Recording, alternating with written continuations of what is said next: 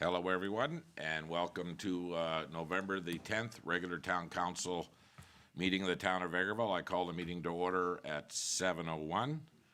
We have a very large delegation here tonight to talk to us. I'm calling them Friends of the Library is what we'll call them today. So I'll look for a motion to adopt the agenda.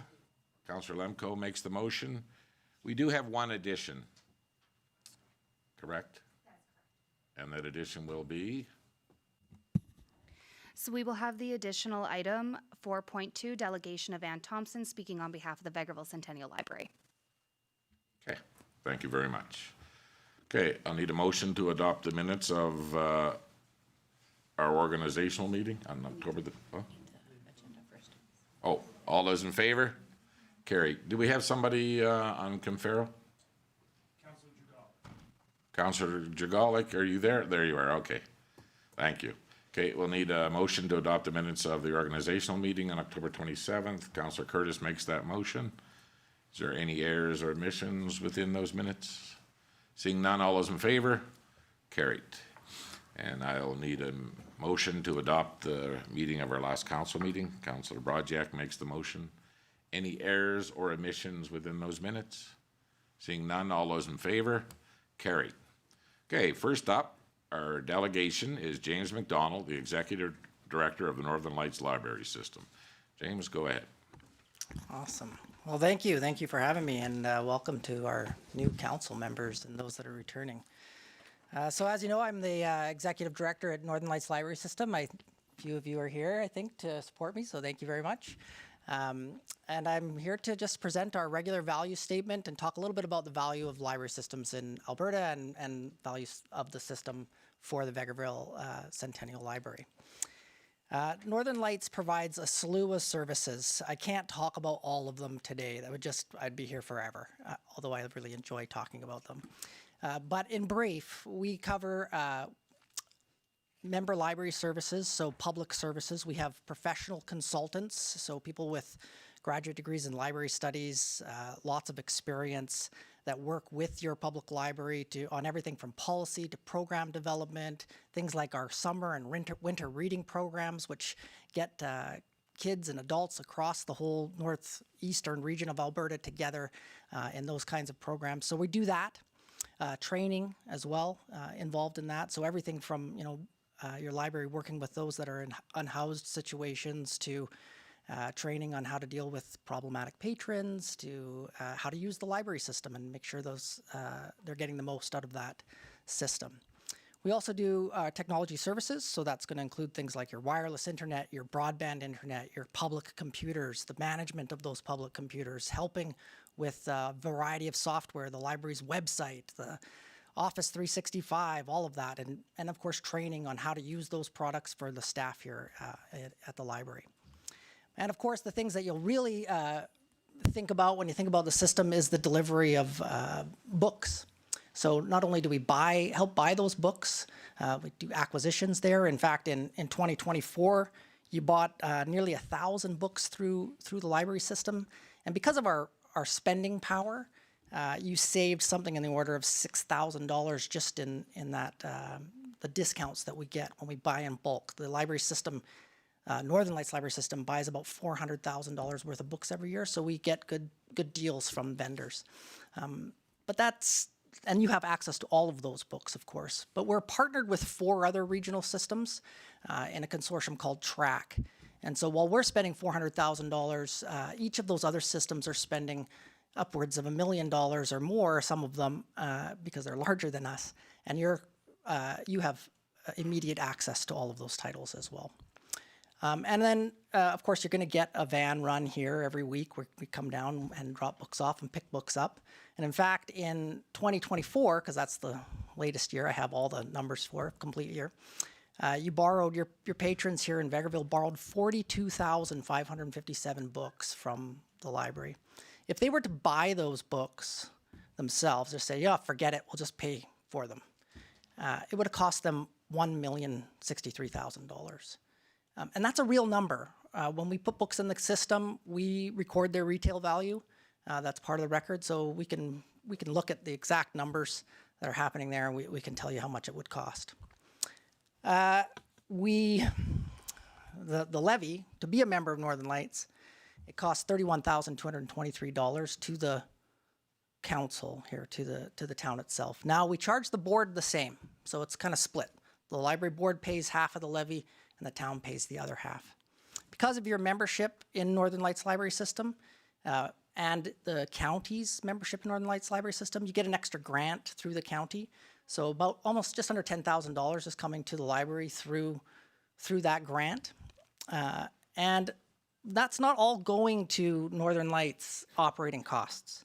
We take $2.15 out of that per person. We set that aside specifically for books. So you do have a book allotment, $16,111 every year to purchase books. And of course, as I said earlier, you get a pretty good deal on those books.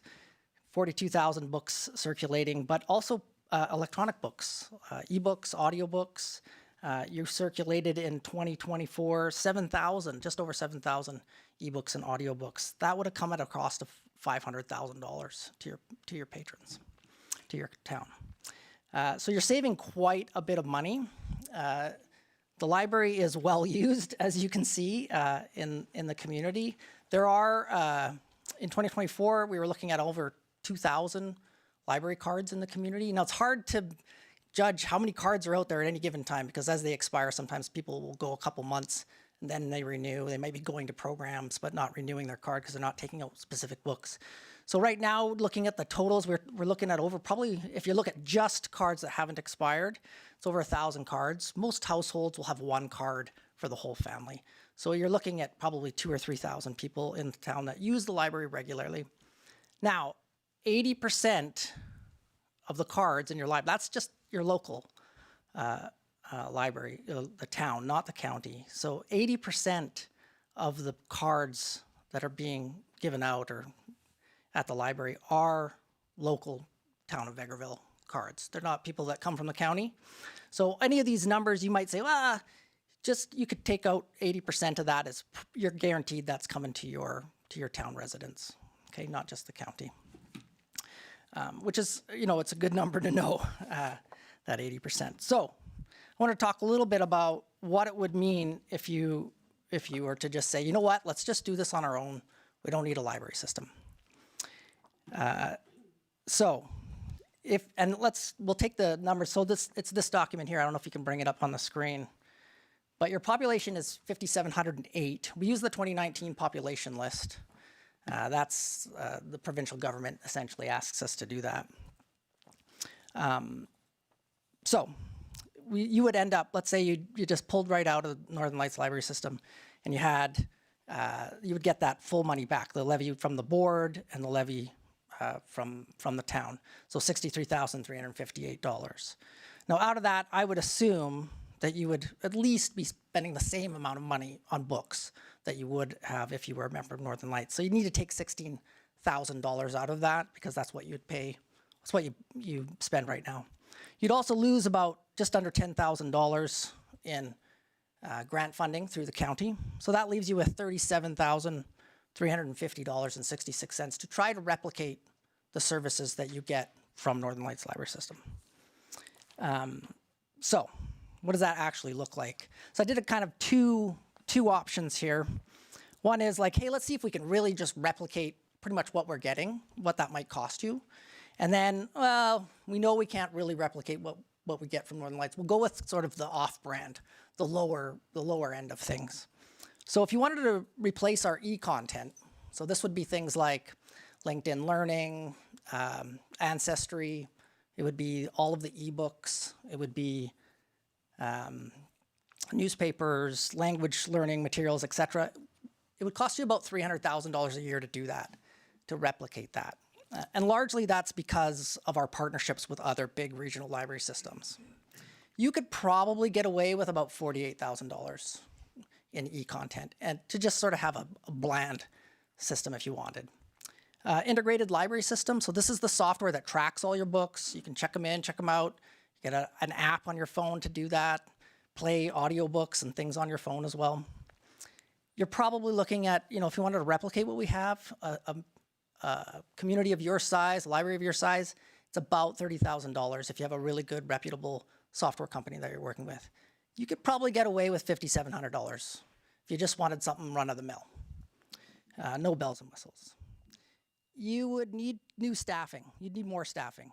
The reality is, and you can see it on the value statement there, you had 148, just in 2024, 148 tickets to Northern Lights from everything from, I don't know how the software works, to help me figure out this policy. So you would need to replace that staffing. I estimate, now this is an estimate, of course, you'd have to dig right into this, but I estimate you'd need at least 3 new staff members at the library to replace what Northern Lights is doing for you. Now, you could probably, you'd probably get a lot less traffic at the library if you went with the bland way of going. And so you might not need quite as many staff. So maybe just 2. That might cost you about $100,000 if we're just looking at the cost of a staff member with a library tech diploma. Supplies, library cards, barcodes, processing, $6,000. And you could add additional networking and computer support into there. If you wanted to try and replicate what we're doing with our cybersecurity, with our higher-end technology services there, probably about $20,000 a year. You could probably get away with 10, but you run a little bit of a risk there. So in the end, you can subtract that $37,000 because you already got that. If you just wanted to keep paying what you're paying. In the end, I estimate $468,000, about $82.10 per capita, additional money needed to try and replicate what we do. If you wanted to do the bland, just kind of get by, it'd probably cost you about $23.18 per capita. You might be able to get away with, but it would be a greatly diminished service. So really, at the end of the day, you could check my numbers. Obviously, you can get in there and do your own research, I suppose. And somebody could do that. They could actually get in there and check those numbers. You'd probably come to something very similar. Northern Lights is one of 7 regional library systems. These have been going on for 50 plus years in Alberta. We bring a lot of value. Pretty much every municipality is a member of a library system, unless you're, an urban system. And there would be a lot of other costs too to pull out of library system. You would need to ramp up staffing, one-time costs, to get yourself into a position where you could do this on your own. There's really not a good example of a community of your size running a system, running a library with the capacity that we provide outside of a system. I think the library is awesome. It really does make a massive impact on people's lives, whether that be seniors or children or everybody in between, whether they're working on their resume, trying to fill out a government form. They can get that through the public computers. They can get that through the staff's help there. The number of times I see library staff just helping somebody just with technology alone is phenomenal. It makes a massive difference. And I think you could think about it in your own lives as well, what it means in your community. It is one of the last places that you go without any expectation of spending money, right? My grandmother-in-law, she is in her 90s now. She doesn't see. She used to read constantly. Now she uses audiobooks. She goes through 2 or 3 audiobooks a week. I don't know if you've been on Audible lately, but that would cost you a small fortune to do that. She can't do that. That's the power of libraries. It really does impact your day-to-day community life. It makes a difference. And so I appreciate the support of the system. We are looking at a 1.5% increase. I know that, thank you very much for passing that 1.5% increase this year. We have put moved our schedule up. So you got that 1.5% increase notification much earlier than you have in past years, and we're committed to continuing to do that. So we are trying to pass our budget in August, and we do send out letters in May letting councils know what we're working on. So I'm very happy to answer any questions you might have. Okay, I do have a question, James, on regarding the grant funding. Let's say the county reaches the minimum, the 560 per capita. How much money does the county receive? It flows through Northern Lights, correct? Right, yeah, They so don't have a library board. they don't have a library board. So because they don't have a library board, but they are members of Northern Lights Library System, they get the Rural Services Grant, which is $5.60 per person from the provincial government. So that comes to Northern Lights. We redirect that money based on how they want us to redirect it. We send it to various libraries based on some counties are more particular than others. They look at the amount of usage, et cetera, and we redirect it. We take a 1% administration fee out of that. What they give up, because they don't have a board, they give up the $9,000 base grant. So if you have a library board, you get $9,000 base grant and $5.60 per person in your community. Okay, so I guess we'll just do the math on that, but you say that they asked you to direct 10,000 of that to this library. Yes, yep. And do you think we see that besides what their grant fund, or their other funding is? Not sure. Well, I don't know. That's a question nice you'd if have to there was ask the somebody county. from the library board here that could speak. Yeah. Okay, do you have a question? Go ahead. Thanks a lot, James. I appreciate that. My one question would be, as far as library boards or societies paying for their portion of the NLLS grant, do you find that library boards are supporting that on their own? For us, if you look at the cost, it's the $550 or the $560. We're basically paying it twice, right? So do you find that happens a lot, or are the library boards themselves fundraising, donations, et cetera, and coming up with that funding to give to you guys? It really depends on the community and, of course, the size of the community. Your community itself, your library board is extremely active. They do a lot of fundraising. They do a lot they volunteer tremendously. I've watched that over the years. I would say the smaller the library, the more likely that they use the provincial grant to pay their library levy. So they're getting that $560 per person. Our levy plus the $9,000 base grant, our levy in 2026 will be $5.55 per person. So the smaller the library, they're essentially using those provincial dollars to pay that. But they are also fundraising and getting out there just like your library as well. For sure. And I have a couple follow-ups. As far as like the Northern Lights go, I took a look at your guys' budget, and I've seen the last few years a fairly high deficit. I would say $230,000. It was projected $280. We're also going off Vegreville's 2018 census. So for one, if the levy is 1.5, 1.5 on your title page recently, we're not sure it's going to stay at 1.5. So all of a sudden, we're seeing our population go up to over 6,000 people. We could see the levy increase, and again, I'm saying we're paying both sides of the coin.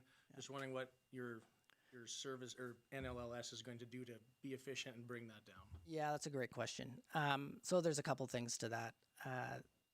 The population is sort of out of our hands. The population that we use is the population that they use to administer the grant provincially. The province chooses to use 2019 numbers.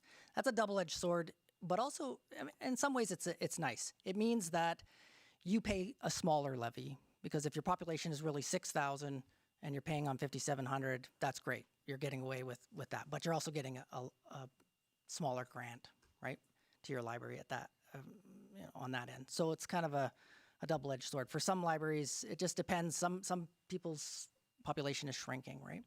I would say the majority. Yeah, especially on this side. Yeah, our western side, the Morinville, Athabasca stuff, they might be growing a little bit. But yes, in fact, 2019 population numbers is actually sort of the sweet spot for Northern Lights. Should we go to the latest population numbers, we're likely to lose some money as a result of that. There are two motions coming before AB Munis and RMA to pressure the government to increase funding for libraries. It is one of the things that I guess is in the bag of tricks, I suppose, is a hope that the province will come to the table with a little bit more money. The last increase was in 2023. The increase before that was in 2015. So we get a lot of years of zero.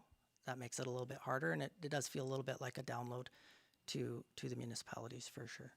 I don't know if I answered all your questions there. just efficiencies on your guys' side with Yes. how your budget's been going. Yeah. So one of the reasons we've been able to keep things at 1.5%, which is, quite a bit below inflation, is that we have been dipping into a reserve that was built up for a couple reasons. One, the pandemic built up that reserve. Two, we had quite a bit of turnover in staff from about 2015 to 2020, 2021. That has stopped. Our staffing is great. We're doing really well there. But because of that turnover, we had some salary savings there, and that helped lead to an okay reserve that's helped us keep that low. And as you say, we've sort of been running a deficit, but really pulling from that reserve. Every year, we've done better than we thought we were going to do. So when we say, we're going to do a $200,000 deficit, we end up doing $100,000 or something like that. So that's helped us kick the can down the road. One of the problems that we foresee is that with that 1.5% increase, if in 2027 we don't get anything more from the province, and they're still at that 560, and we stick with 1.5 for the board, now we're chewing into their $9,000 base grant. So that is something that's definitely being discussed around the board table at Northern Lights. What do we do in that regard? And in terms of efficiencies, over the last 5 years, we have worked really hard to be as absolutely efficient as we can. And I know there's always more that we can do. So some of the things we've done. When I took over in 2021, we had about 26 staff. We're down to about 19. Some of the ways that we did that is outsourcing some of the things we used to do, just getting a little bit more efficient. We also used to have 3 vans on the road. We've gone to some contract drivers. We've put 2 vans on the road, but we're doing the same number of stops. In addition to that, we have a big, massive building over there in Elk Point that we were blessed with for $1, which is great. And at the time, that was wonderful. We had more staff. Now, because we've reduced our staffing and we've moved our consulting services to being remote positions, most of them live in Edmonton. That helps us recruit and retain, and they're doing excellent work. We've been able to lease out some of the space in our building, and we're still looking at ways we can do that. So trying to take advantage. I'd really love to get that building to sort of a net zero, and whether that's through some, reducing the utility costs, more leasing, that sort of thing. If we could get it to the point where we're not putting any money into that building, we're putting it all into library books or library programs. That's where we want to get. So we're working hard on that. Thank you very much. And my final question, I think you have 47 or 49 libraries as part of your group? It's a little bit more than that now. We're up to, yes, libraries. I think if you count the libraries, it's like 40 some odd, 50 and 60 municipalities. Yeah. I was just wondering where in the range is Vegreville? We're medium to you guys, we're large, we're high usage, we're low usage? Great question. You are, right now, you're in a horse race as a net borrower, net lender. So you lend about as much as you borrow. You're pretty good in terms of your usage.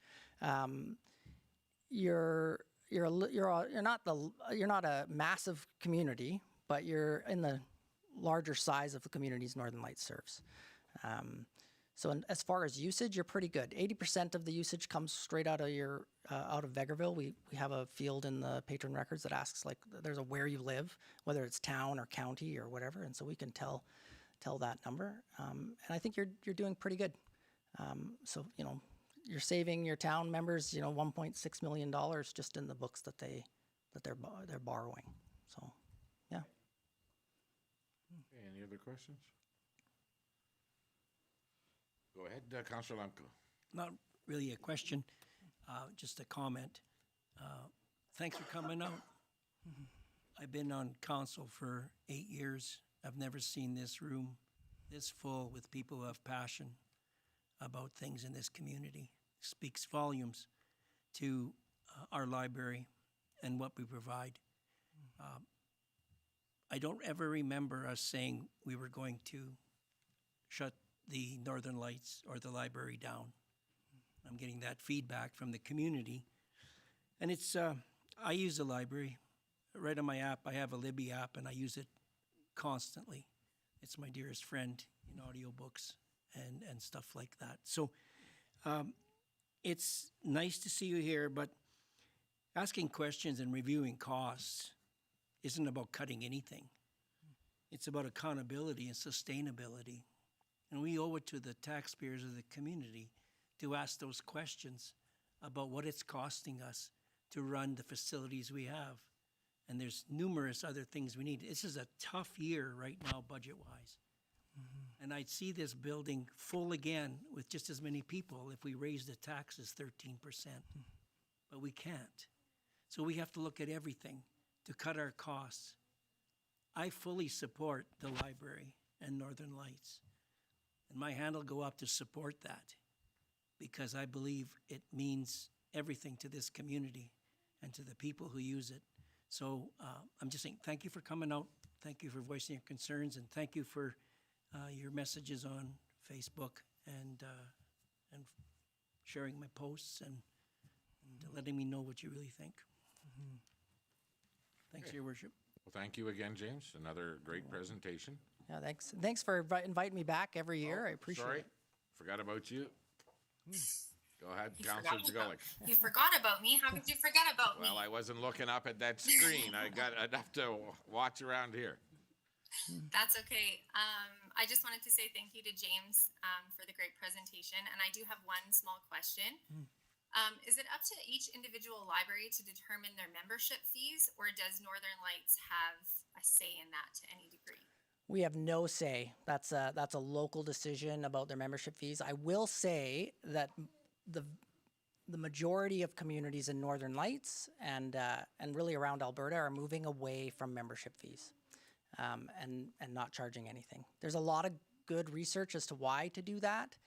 One of them is that it really doesn't offer that much to the budget. And, you know, fees and fines for books, the reality is we want people to use the service. Library anxiety and library shame is a real thing. You don't want a mother of three, single mom of three perhaps, who doesn't come back to the library because she has a $3 fine. And it's not about the money, it's about the shame of that. And so some communities have been successful in doing things like going out to industry and asking for sponsorships. Can you sponsor our library cards? And getting a good sponsorship from that. Others have figured out a way to work it into their budget. Alberta is one of the only places where you have to pay for library cards. So something to consider. I know that's hard when budgets are super tight. But yeah, that's a local decision. The thing that we would probably tell our libraries is try to move away from that if you can. We want everybody in the community using the library. Councillor Thank Rudy. you. I'll echo my colleagues. Thank you so much for having so many of you here tonight. It is indeed, in my time on council, the most letters that I've received about any one topic. And I think maybe the anxiety about something that everybody loves and feels attached to being questioned feels personally confronting, and I appreciate that everybody's dedicated their time to both write letters, send messages, text, and show up tonight, because that, honestly, there are a lot of decisions that are made at this table that we have very little impact or input from the public, and we impact your life daily. So I'm happy to see that there are so many people that are here today demonstrating their support for the community's library and Northern Lights library system. I think the one thing that I will say, I've not been shy about the fact that I listen voraciously to audiobooks since I commute so much, and our family has always used the library. But that's not the case for everybody, and my personal experience and value in the library is not what drives the decisions at this table. We've got a lot of hard decisions to make, and the facts are right now, the province is set to post a $10 billion deficit, and they're signaling to everybody to tighten your belts and batten down the hatches, because it's not going to be a pretty budget in the spring. And what that means for municipalities is that the province has demonstrated over and over again that they don't value our input. They believe that municipalities are inept. And in fact, they've downloaded a huge amount of responsibility to us at the same time they've cut our budgets. What that looks like is in the last 15 years, they've cut our budgets in municipalities by 50%. The only way that we can get that is by fees and charges and taxes, and we can't charge as much taxes to be able to make that up. That would be inappropriate for us to do that. And so we have hard discussions here. We did vote to support the 1.5% increase in Northern Lights Library System's fee. but even the hint of that changing has brought you all out tonight. So I appreciate that it's important. And I think it's demonstrating to all of us here the importance. But we've got a lot of hard decisions to make. So with that in mind, I think the library board is going to have some difficult decisions too as they deliberate on their budget. Because again, council gives the money to the library board, and the library board manages the library operations. So it's a difficult decision when you're talking about budget. So again, I just appreciate your time here. I would also say that as a council and as a counselor, I've tried to be aspirational about what we want to build as a community, and not just look at where we are, but where we want to be. And that takes some investment, and we've invested in a variety of different ways in our community, but we can't say yes to everything. So we do have to weigh those hard choices when we do our budget deliberations. Thank you very much. Okay. Thank you, James.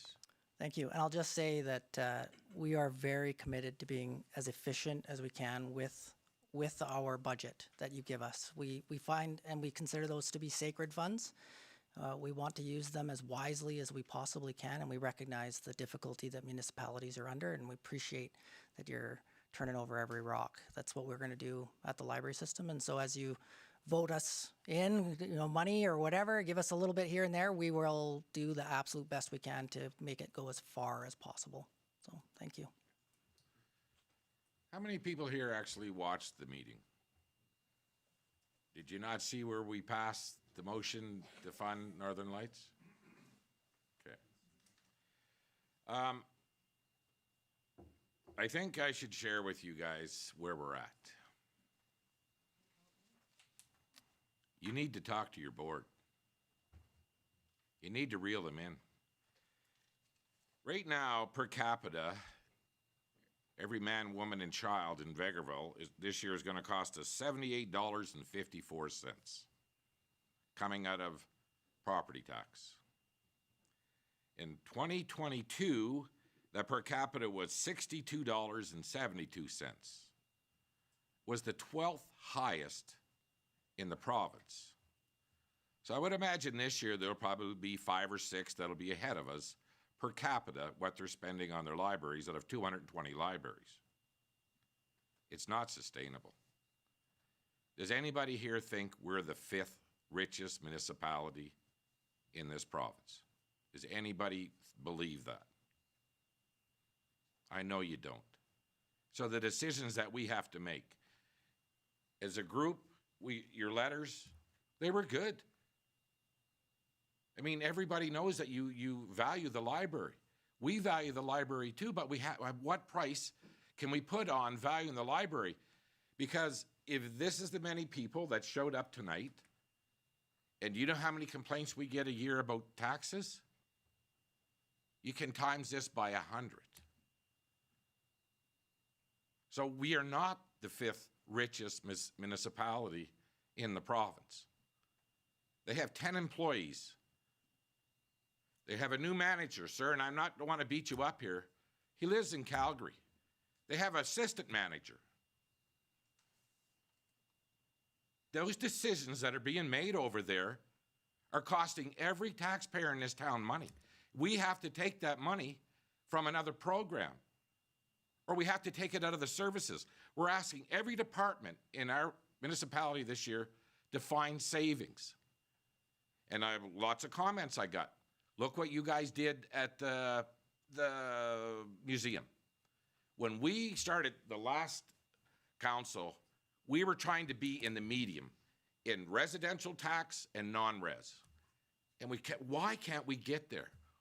4 outliers: the library, the museum, FCSS, and our fire department, and our utilities. We're lacking. So I've seen some comments out there. It says that you guys closed our museum. And I want everybody, when you leave here, to please try to quote this right. We didn't close the museum. We told them we were removing the grant funding. In a little over 8 years, we spent over $1 million supporting the museum. I don't know. They have a counter the same as the library does when someone walks in that door. Beep. Staff members, our employees, hired plumbers, anybody that was working on it, they counted. The last year in their business, year that they ran down there, taxpayers subsidized every beep. $267. Every person that walked in there. We get beat up on decisions, and if anybody thinks in this room that keeping that was open was a good decision, there's no way. Municipalities our size, they run on volunteers and donations at museums. We couldn't change the way they operate. They decided to close, not us. We get the comments about the rink, the pool, and all these other facilities. And we have the opportunity to raise their user fees. We don't make money on anything we do. But we have no control over the library board. None. All we have is how much money we grant them. So, I know you're upset, and we have agreed that we will fund Northern Lights. We never said it wasn't worth it. Our beef has always been, the last few years, is trying to reel in the library board. We are not we can't operate at that kind of per capita. Small cities don't pay that much. So, I would like to see you take your passion and take it to the board and help them make better decisions on how that money is going to be spent. Because if we want to be in the medium in the province in taxes, so if we went to 110th place, not 8th or 7th. Well, we'd like to be 50th on the list, to tell you the truth. But how do we cut the funding that much? How do other libraries do it? How do they get their per capita down? Again, this job is not easy, and we have to balance all the services we provide, and with limited tax dollars. And when we have to increase taxes, we get more pushback, and people, the businesses, it's, again, your fight's not with us. It's the way the board operates over there. Because we cannot be the 5th or 6th richest library in the province. I hope you all understand that. We are not here to close a library. We know it's an important service. But somebody has to figure this out.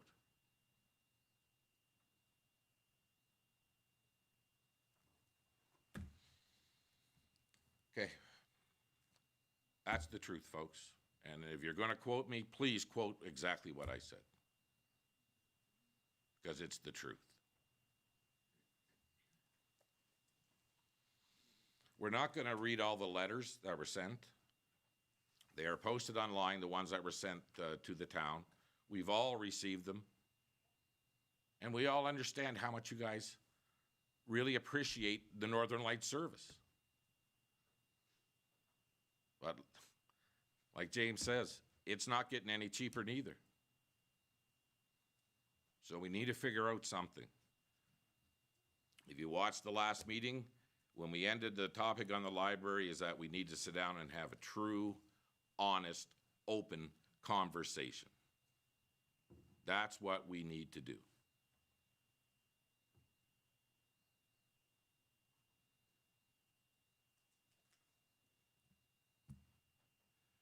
Would you still like to come up and speak, ma'am? Please.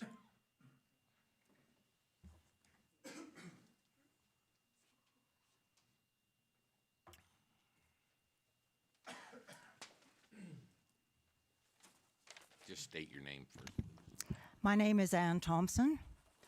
I know a lot of people in this meeting today, but I would like to thank Mayor McPhee and councillors for giving me an opportunity to express a personal approach to how we feel about the library. I appreciate this very much.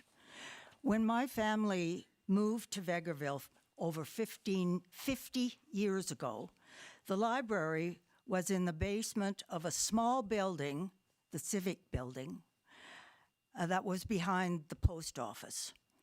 Since then, our library has evolved and become the remarkable place that it is today. Being a part of the Northern Lights library system expanded our services and resources at a time when technology and information resources are exploding and expanding.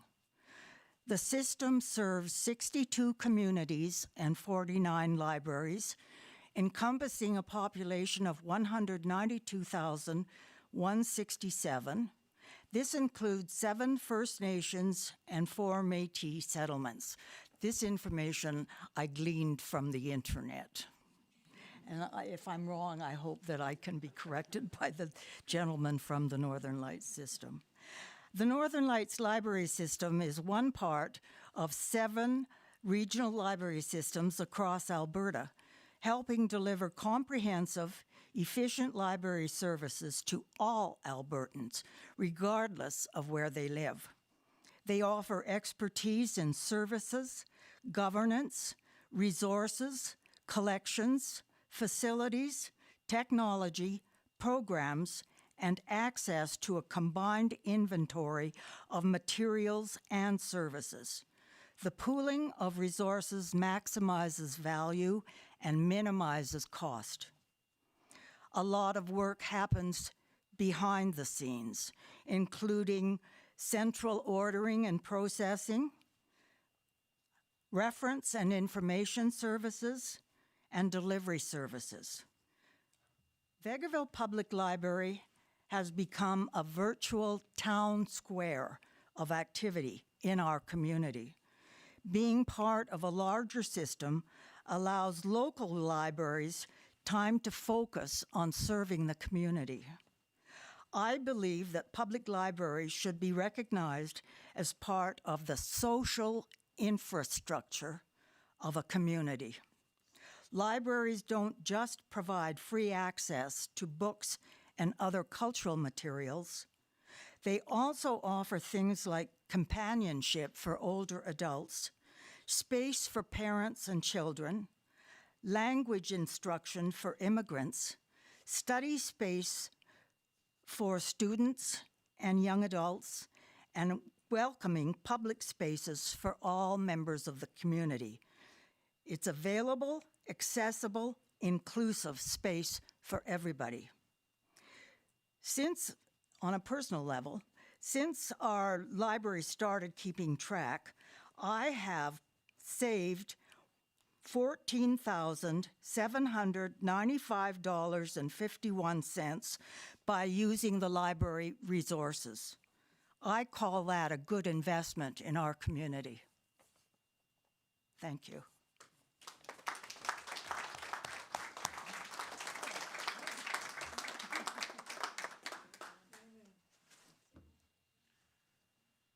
Okay. Again, James, thanks for the presentation. Thank you all for your letters and your passion for the library. What I can tell you is that during our budget deliberations moving forward, I hope to have a conversation with the board about how we can work to get some of this cost down. Because it's, like I said, we can't fund it at this level. We are not in the top 100 rich municipalities in this province. And we can't keep acting like we are. So, go ahead.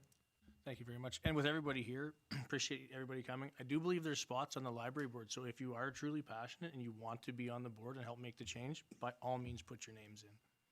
Thank you. Go ahead.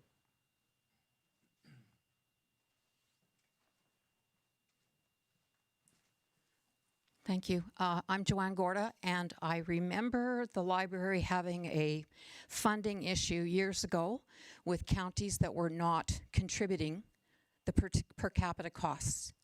Is that still the case? I think they contribute 56,000. We put in 450. So does that mean every county is shorting their per capita cost? Is that what that means? I'd like to know what the number is. James would have those numbers available, and we have a letter coming up from the county where we spoke at a turn, said that they only used grant funding, but they support 3 libraries. Okay. Thank you. Yeah, I need time to look at this to speak to it. That's their, the county says this is what they use, and we're gonna get it to it next here, or coming up pretty soon on our agenda. Perfect, thank you. But there is members of the county, county residents in the crowd here tonight. We've received letters from County of Minburn citizens saying that we wish that we would reconsider our decision. And again, we already made a decision that we were gonna support Northern Lights. But the decision to move forward is to have an open and honest conversation with the library board. And that's what we said at the end of the meeting, and that's where we need to be.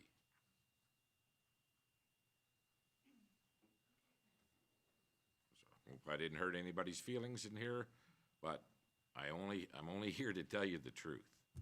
And to sit here and make the decisions that we need to make, it's not easy to do. So. Okay, thank you. We're going to move on with the rest of our agenda now, folks. Again, we're not reading any of the letters here in public. They were all nice letters supporting or encouraging us to make, but they are posted online, the ones that were sent to the office. Are you reading like individual letters, like not the copy and paste ones, or are you just kind of subclassing them all as a like letter about the library? Yeah, I'm pretty sure they were all individuals, but I got 28, probably. I'm just meaning like there's kind of like one letter that went around that was like a copy and paste to be like, this is what we're talking about. I had sent one asking, like, for me, I was a home business owner, so I paid $200 a year for business licenses, while other big companies in Vegreville only pay $75 a year for business licensing.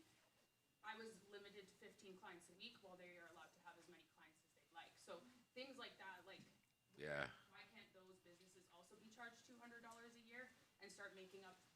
Well, did you see the taxes they're paying every year? Yeah, it's quite a bit of difference between a home-based business against that. But anyway, we did not receive any form letters. I don't think anybody here did. Every letter that I've talked to council, every letter we received was individually written, heartfelt, and they weren't nasty letters or anything. They were all good letters. But they're all being read though, is what I'm asking. Yeah, we're sharing them. Yeah, all the letters that were directed to each of us individually, or phone calls or texts, we've shared to be able to compile and share with each other as well as administration. Thank you, Joanne. Thank you. Thank you all. Okay, next up, we have, well, maybe give it a minute.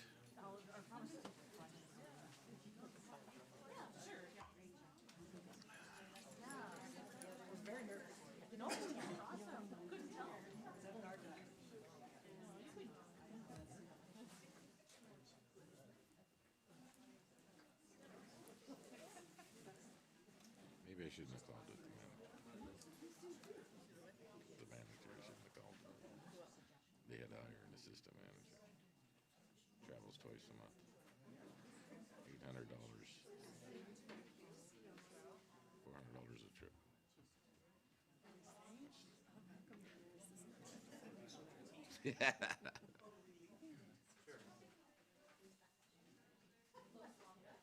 Look at these diehards hanging around. You must think this is going to be exciting.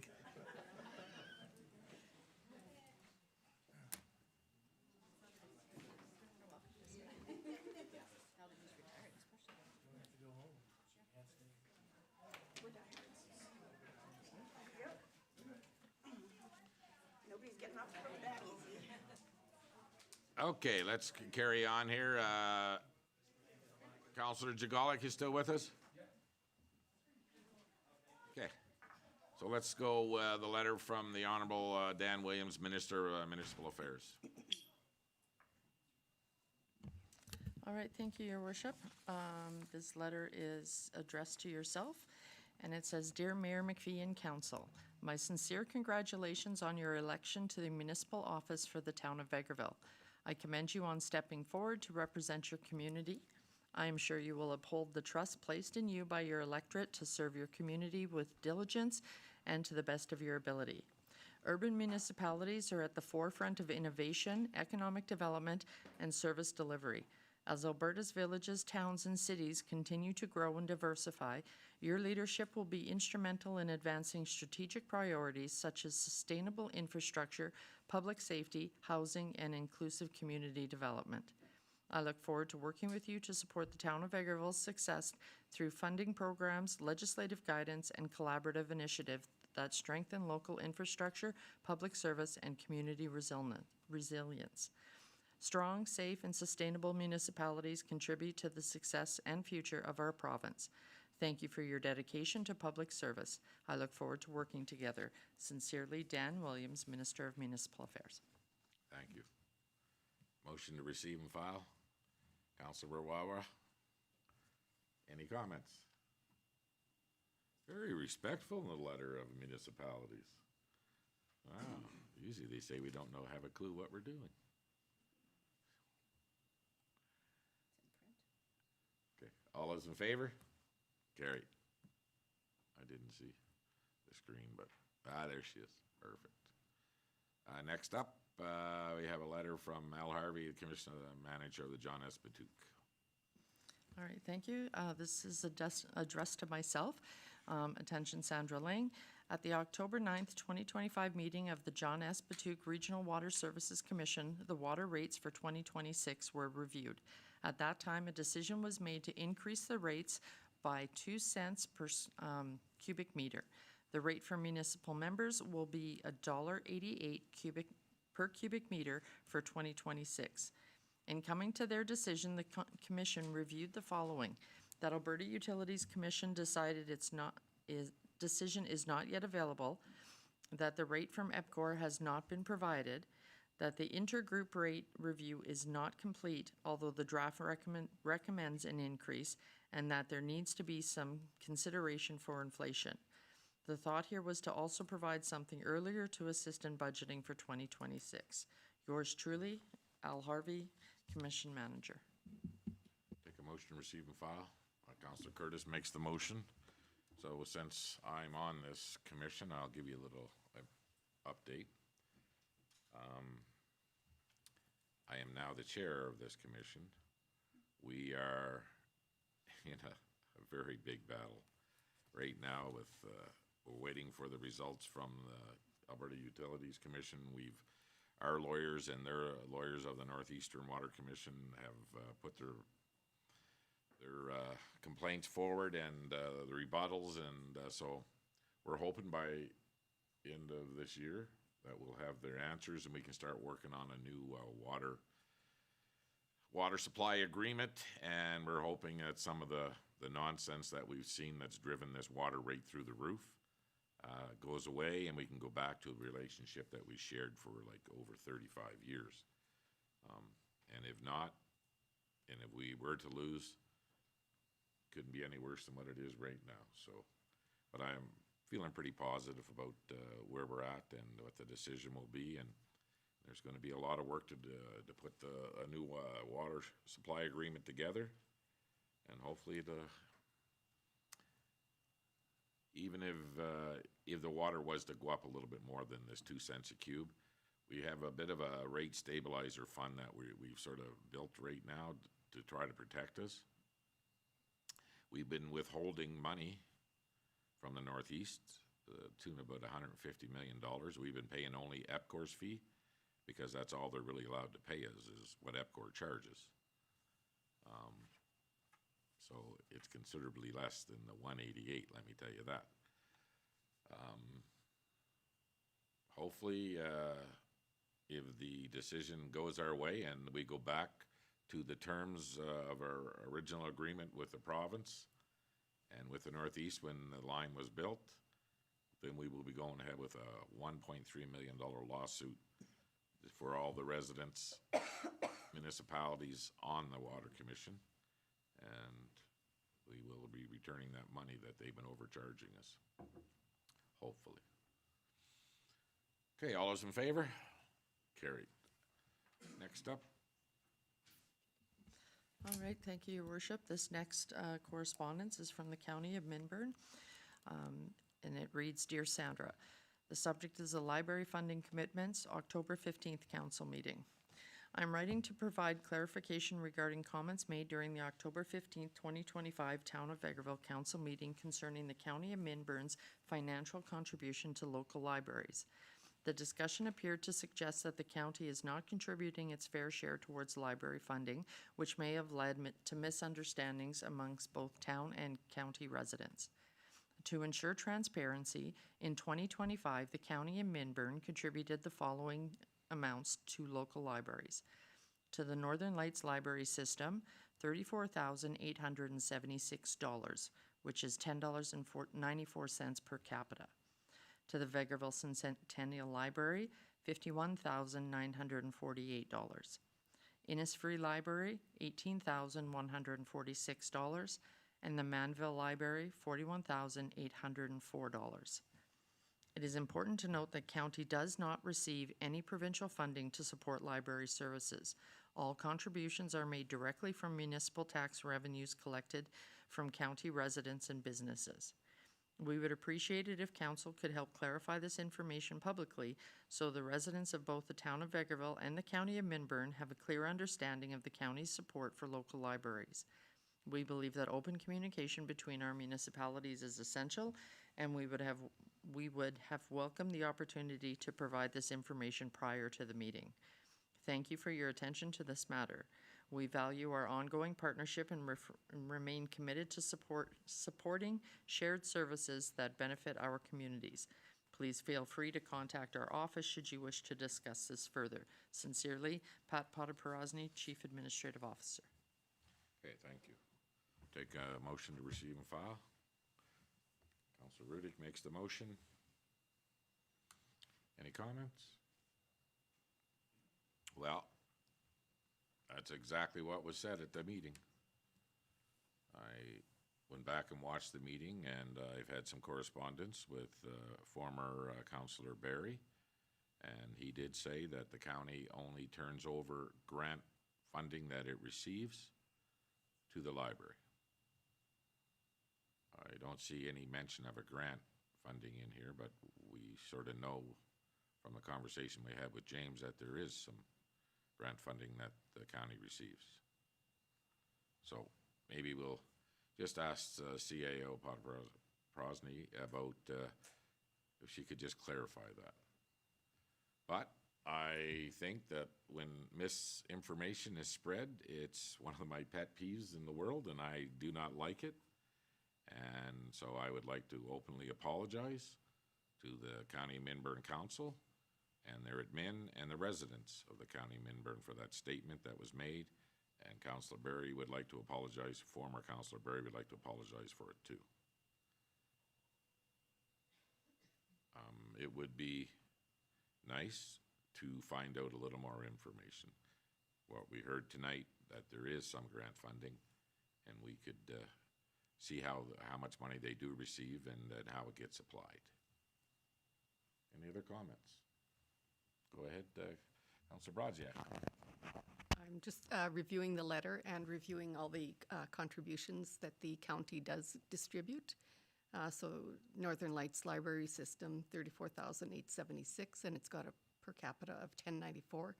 And the numbers that caught me, that triggered, were Vegreville Centennial Library, $51,948, compared to the Manville Library of $41,804.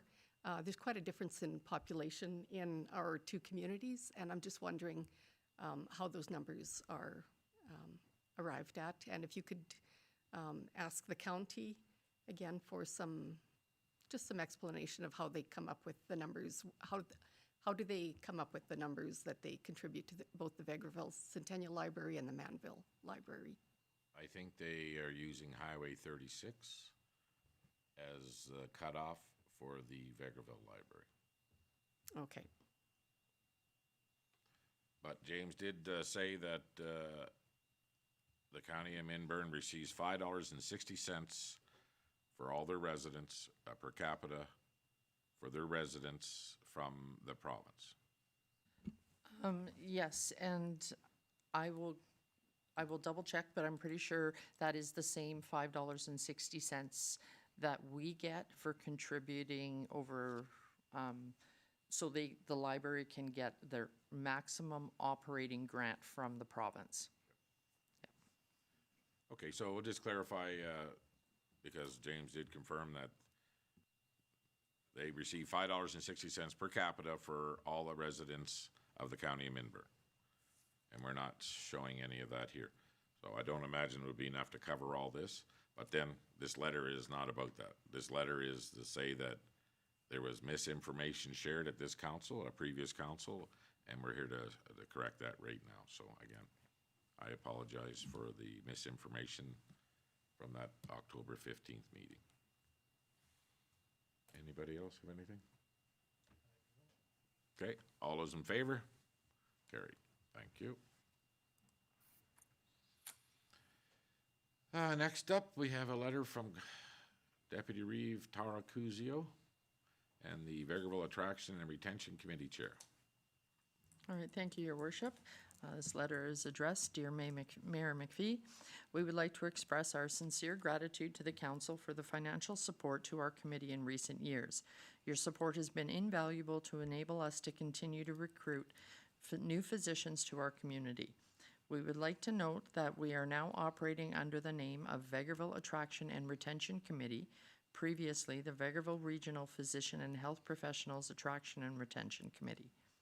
For your review and information, we have provided a copy of our interim financial statement for the year ended December 31st, 2024, and a copy of our 2025 budget.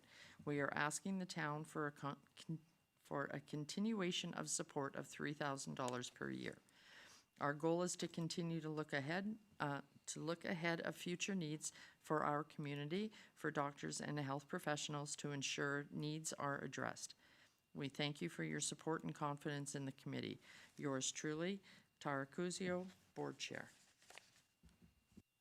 Okay, I'll take a motion to receive and file. Councilor Brasiak makes the motion. Who would like to speak? Go. Who's on that committee? I am. Oh, well, we'll start with you then, Councilor. Thank you very much. One thing I appreciate is them changing the name, because I was pretty scared to say it for a long time, but obviously. You needed to have a drink of water in the middle. Obviously, attraction and retention of physicians and nurses around the community is a high priority. I think I mentioned too at our public forum around the fact that we didn't have housing, we didn't have daycare, so those two big factors plus helping to support this committee, I think now is hopefully going to bring some change and make it more viable to come live here and work in the community. So I'm in support. Councilor Brasiak.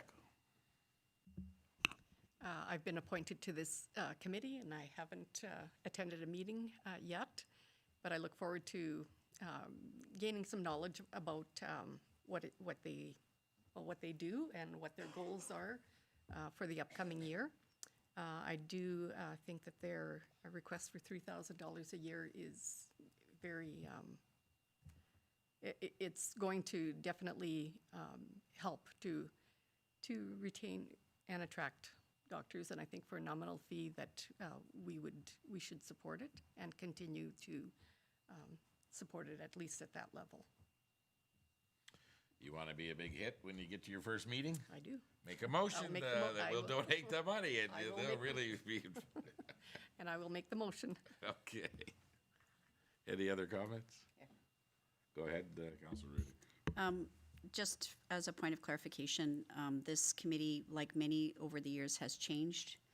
This is Health Professionals Attraction and Retention, and it is far more cost efficient to retain health professionals, and it's not just physicians anymore. So it's incredibly important that we work as a community to maintain a welcoming and inclusive community, and part of that is ensuring that people that are moving to our community feel both valued and protected by the community that they're moving to. So many of the initiatives that this committee does is link together local businesses to those health professionals and ensure that they have their needs met, and ensure that there are ways to be able to acknowledge some of the deficits that they might experience moving from someplace else to this community, and ensuring that we have the health supports, particularly at a time when our population is growing and aging. So this is a valuable group of people, and for a nominal fee provides a big bang for its buck. But it has changed quite a bit since I was first on it. Yeah, there's no doubt about it. Right now, like Councillor Curtis said, we were losing healthcare workers. There was no daycare. There was no apartment buildings. There was no housing for them. They were trying to find basement accommodations in people's houses and stuff. And we're really working towards that right now with a new start on this apartment building, some houses, and some fourplex going up, and hopefully some more type of affordable housing. Daycare was huge. Young nurses, young families moving here couldn't find a place to put their children. It was just terrible. I mean, and they enjoyed their time here and their experience here, but if you can't take your children and leave them someplace, you can't go to work. So, okay, we have a motion by Councillor Broadjack. I think it's your first motion since you get on council. All those in favor? Carry. Leslie, you capture that? First one in a long time for you. Okay, up next, it's more, you just sent more letters down. Go ahead. Yes, these, the Centennial Library support letters, these are the ones that arrived before the agenda was released on Friday. The supplementals are the ones that arrived earlier today. We do have some more that arrived in the inbox towards the end of day. I would ask that for parliamentary procedure, that council just do a receive and file on all the letters, and we will attach them to the agenda so they're viewable for the public. Would that be all the letters? Because I got a bunch of letters too that are not on here. Well, the ones that came into administration, we will make sure that they get filed. What if we forward you more letters? Well, you can forward us more letters and we can put them on. Okay, so we need a motion to support that? We need a motion to receive and file, please. Okay. We already got one.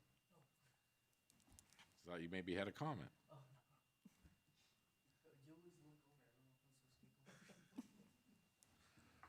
Okay. All those in favor? Carried. So, but I would like to have all the letters posted, Yeah, so captured in the minutes and posted online or something for yeah, a so short period of time. if council can forward those in, the ones that will make sure that they get onto the minutes. Thank you. Thank you. Okay, next up in our financials, Director Saskew. Thank you, Your Worship. I have here a request for council decision regarding audit proposal results. So the proposal is to award RFP 2025004 to the winning proponent. On October 2nd, 2025, request for proposal 2025-004, professional auditing services was posted on the Alberta Purchasing Connection and personally distributed to the 3 local CPA firms. The town received the total of 5 proposals from all 3 local firms, Wild Advisory Group, Synergy CPAs, and Skystone CPA Group, as well as Edmonton firms MNP LLP and Metrics Group LLP. The RFP covers a 4-year term, so for 2025 to 2028 year end, for the provision of annual auditing services, and proposals were evaluated based on the following criteria: annual fees, qualifications and experience, references, and then as well as additional value-added services. Following the evaluation and scoring process, the 2 highest ranking firms were Synergy CPAs with a total 4-year contract value of $127,420, and MNP LLP with a total 4-year contract value of $143,100. Based on cost alone, Synergy CPAs is the lowest price proponent. However, when considering all evaluation criteria, including qualifications, experience, references, value-added services, MNP LLP achieved an equivalent overall score despite a higher proposed fee. While there are advantages to working with larger regional firm, including broader access to specialized resources, there is significant merit in retaining a local firm. Synergy CPAs offers a strong public sector experience, a proven understanding of the town's operations, and the ability to provide consistent responsive service due to their proximity and established relationships within the community. Local firms also tend to offer a more personalized approach, ensuring continuity and deeper familiarity with the town's financial systems and staff. Conversely, engaging in a larger regional firm such as MNP presents notable advantages. In the first year of the proposed engagement, MNP is offering approximately $10,000 in complimentary additional services, followed by $3,000 per year in subsequent years of the contract. These services include enterprise risk management, ethics hotline implementation, and consulting support. In addition, larger firms generally possess a broader base of knowledge and technical expertise in public sector accounting standards. This provides additional assurance that the town's financial reporting will remain compliant and up to date as new standards and requirements such as asset retirement obligations are introduced. Administration understands the merit in staying local, but also wanted to present to council the opportunity to work with a larger firm for a similar price. Administration is looking to council for input on the preferred proponent of this RFP, since there was a tie for the top-ranked firm. The financial implications: the proponent of RFP 2025-004 will be granted a 4-year contract for professional auditing services within the town of Vegreville.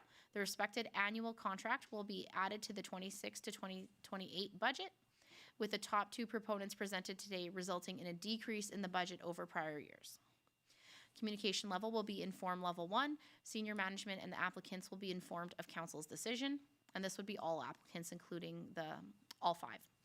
And recommendation is based on the information provided by administration, the request for council decision. The town council has decided to award this RFP to. So I'm leaving that to council to let me know who we choose.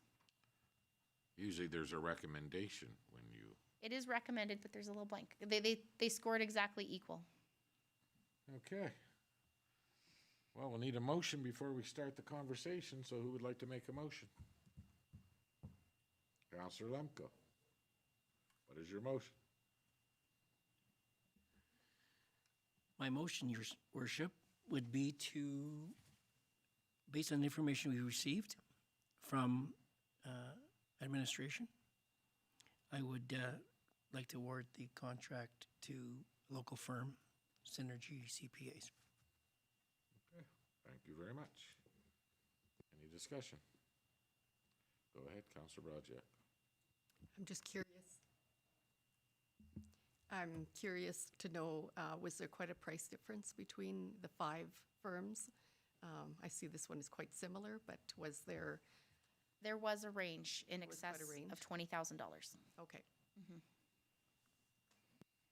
Go ahead, Councillor Curtis. Thank you very much. Did we have a chance to speak with Synergy about their APP? understanding of the ARO and what they've done in the past, or are they up to speed on it? Because that is something that could get us into a lot of hot water if it's not done correctly. So that was something I also confirmed, that LAPP cost was within that price range that we had discussed prior. The ARO and other items like that, that's something where the city firms are definitely going to outshine. There are other options that we could always, if it's something new or a new pronouncement that they don't feel super well versed in, we could always do a quote for some consulting work. There's many CPAs around that, like if we wanted to just consult with MNP to evaluate our ARO, we could do that. Otherwise, these are all certified professionals, and I'm confident that if they feel that they aren't up to speed on things, they'll either reach out to their own personal contacts, or once again, we could contract that out. Okay, Councillor Rudick. Based on the fact that we've got an audience today, we don't usually, except for a family that likes to watch us online. could you just explain, in this instance, why we go out to tender or a request for proposal in this instance because it's over a certain threshold, and what the matrix is for determining who gets what scoring and whether or not that particular detail is available to the public? Okay, so the specifics of that, I don't know that we'd be posting how we opened the RFP, but the scoring was based on annual fees, qualifications, references, and additional value added.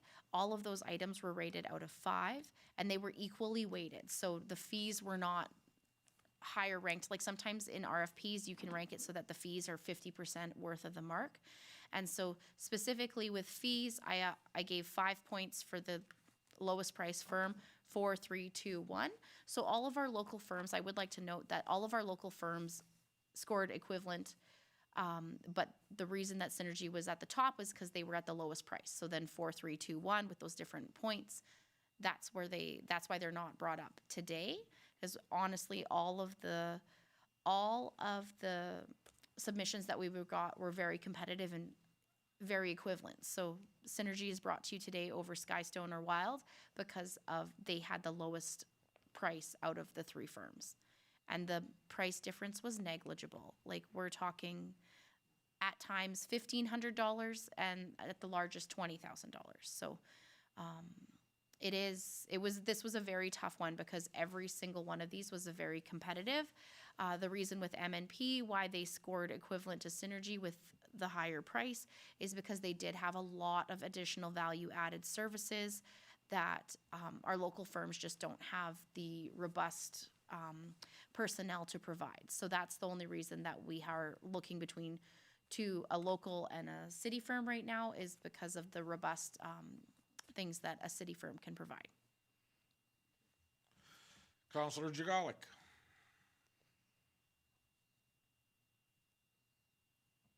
Hello there, thank you. I think that the value in maintaining these funds within our community so they can be recirculated, I think that that's an invaluable aspect that we have to consider. I trust that administration has done a great job in their vetting process, and especially in explaining that to everyone with the point system. But ultimately for me, having a choice between the two, I think that we would be remiss to go outside of our community for a service like this. As long as we've done our due diligence that they're able to provide the services that we need, I think my vote will be in town for sure. Yeah. And thank you, Director Saskew, for all the information. Thank you. Councilor Aurora, what are your thoughts? Thank you, Your Worship. Thank you to Director Saskew as well for bringing in the information to us. I happen to agree with my fellow councilors that supporting local, I think, is a little bit more important to me. Well said. Okay, all those in favor? Carried. Next up, we have, where are we at here? Still Director Saskew. Thank you, Your Worship. So I have here a Town of Vegreville Library appointment. So the proposal is to appoint Tamara Lightfoot to the Town of Vegreville Library Board. The members of the Town of Vegreville Library Board have approved the application of Tamara Lightfoot to serve on the Library Board. Tamara Lightfoot would be appointed to serve a 3-year term, effective immediately, with the possibility of an extension for up to 2 additional 3-year terms. Communication strategy will be that a letter will be drafted to the Town of Vegreville Library Board acknowledging Tamara's appointment to the board. And recommendation is that Town Council approve the appointment of Tamara Lightfoot to the Library Board for a 3-year term starting November 10th, 2025, with the possibility of extension for up to 2 additional 3-year terms. Anybody like to make a motion for the recommendation? Councilor Rava makes the motion. I wonder if she still wants to go on the board after tonight's meeting. What do you guys think? She might be a bright light for sure. And anytime, like, we can get anybody on these boards, it is just so tough anymore to have anybody that wants to you know, to go in and do the work that it needs to be done, so we have to really appreciate anybody putting their name forward, so. Okay, no other comments? All those in favor? Carried.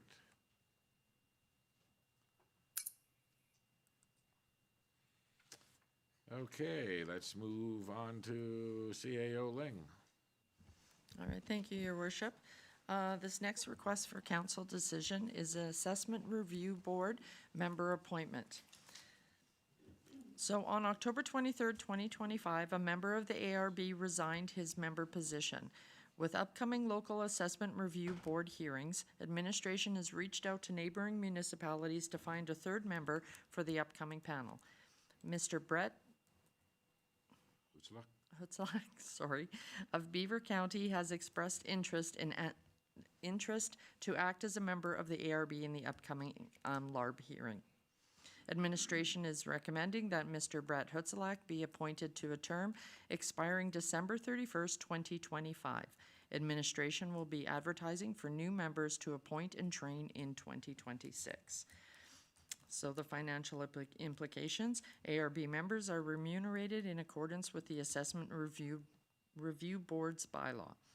So the recommendation is that Town Council appoint Mr. Brett Hutzlach to serve on the Local Assessment Review Board 2025 hearing dates. 2025 hearing dates, yes. And Yeah, I don't know why that and is there. typo? Okay. Okay, well, we'll take a motion. Yeah, Councilor Rudick makes the motion. Any discussion? You want to have a question? Okay, well, question, Tom. The question I have is we're appointing Mr. Hutzlach just to the end of this calendar year. Is that correct? That is correct. We've previously appointed 2 other members just to the end of the year. We didn't have enough public at large interest in sitting on the ARB board to get anybody trained in time to have these meetings before the end of December. So we've had to reach out to neighboring communities, and we have 2 board members that come from the capital region. So they're appointed to the end of the year, and then as of January 1, we will be advertising again for assessment review board members because there's training in the spring. Did we not hear, though, the recommendation is that we don't want to use our own citizens on this board? No, it's not a recommendation of using our own citizens. Council would like our own citizens to sit on that. The recommendation for municipal affairs is we do not put an elected official on the board. Oh, that's what I said. Okay. Did you have a question, Councilor Jagoli? No, sorry, there's just a bit of a lag, so I thought we Oh. were going to vote right away. I'm just Okay. going to hang tight so we're there. Okay, well, all those in favor?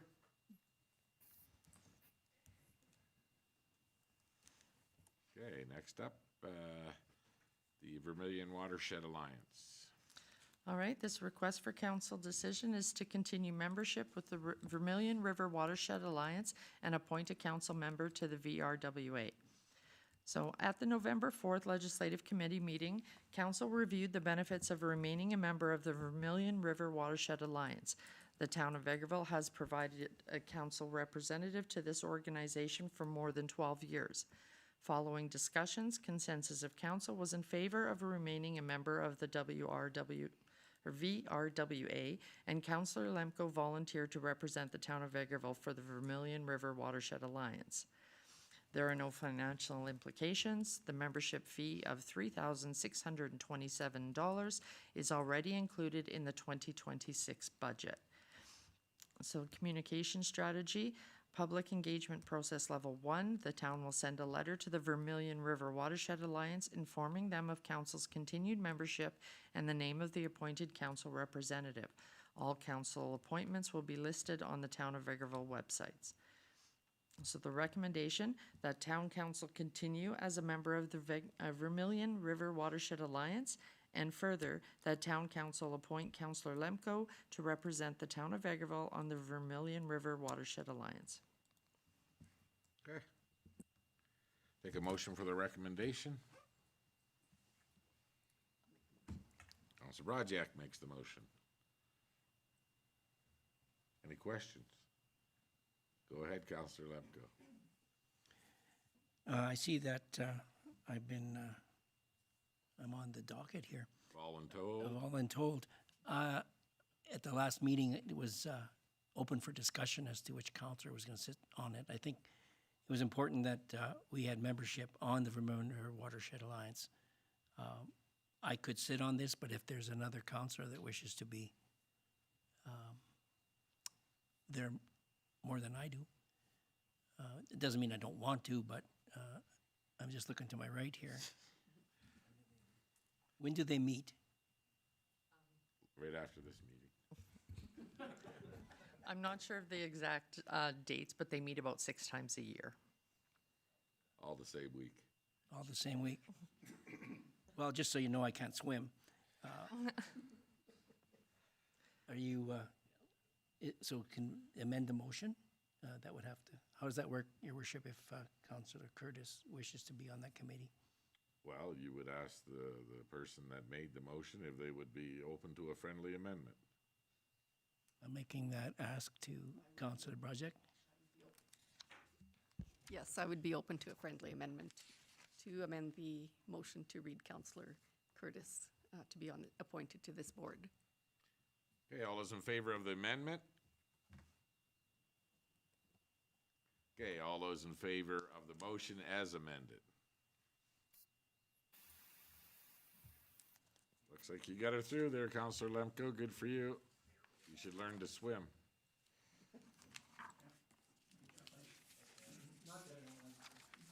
Okay, next up, CAO Ling, and this, hope everybody's got their calendar open.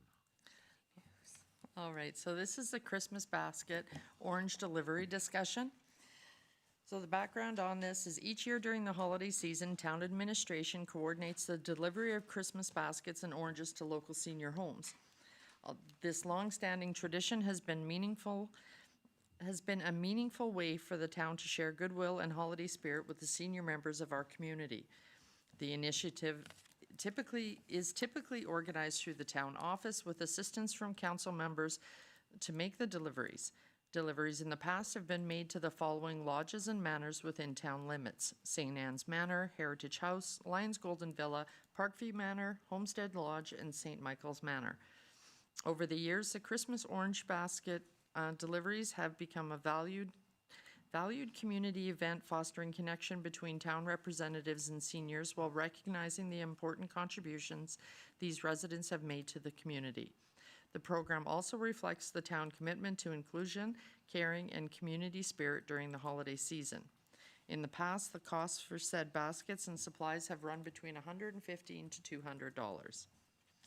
So there's a couple options for council today. Town council may opt to continue or discontinue the Christmas basket orange delivery program for this year. And if council wishes to continue, administration requests that town council indicate who is available to participate in the deliveries and preferred dates and timeframes for when they would be available to assist with deliveries. This information will assist administration in coordinating schedules and ensuring timely delivery to the seniors' facilities. Okay, so we don't need a motion for this. No, we don't need a motion, but we do need some information, and with the election and all the training that's gone on, this has been pushed quite late for us to set up, so if we bring it forward at a formal meeting, we can hopefully get some pretty good responses or dates and for availability. Well, I feel it's important. I really enjoy doing it, to tell you the truth. I like sitting down and drinking that much coffee with a bunch of people that have no filters, and they like to fill you in on every mistake you make. But it is a great way to connect with the people in the Veg Senior Housing and the Lodge and the Heritage House and Veg Manor. And it's an hour and a half of it at each facility, and it's fun, really. Go ahead, Councillor Lemko. Your Worship, I agree with you wholeheartedly. I think it's important that we reach out and have that much coffee.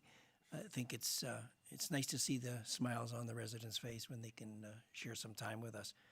But I do have one concern, is that you can't make us sing Christmas carols. Well, Colby, you'll sing though. I don't Sorry, know. Councillor Rawawa. I don't know. Thank you, Your Worship. I don't know about singing, but given I know my current state here, where I can I have a little more free time, I would gladly pick up some extra shifts and be at all the homes helping out with this for those other councillors who have a job that can't participate in it. I do think this would be very important to keep going. How about we do this? I think that everybody's on board. You will be. Sorry. No, I love doing this. I love doing community engagement, and I think this is one of the best uses of time that we can make throughout the year. Anytime we can take this table and move it out in the community is time well spent, especially for those that can't make it to our meetings. I also would just put a pin in maybe an outreach to, we've traditionally gone to the high school to serve their Christmas meal, and I hope that they'd be able to accommodate that with their change in schedule as well. So just to make sure that we don't miss that opportunity, just because they've got additional pressures, they may not be thinking about that. Tuesdays and Thursdays abutting our ledge meeting might be convenient, would be my suggestion. Oh, okay. So I guess if we could do 2 in the morning on Tuesdays, wouldn't be too bad. And then Thursdays, I don't like to try to squeeze 3 in one day. If we can do 2 in the morning and then 1 later in the afternoon on their availability, what times that they would like to do, because don't forget, they sort of have their Christmas parties around these dates too. See what you can do. I wouldn't know no more than 3 in one day though, because that's just a lot of coffee. Would council be okay if we looked for the week of December 15th to 19th? I'm not missing anybody that week. I don't know, that's quite a ways away.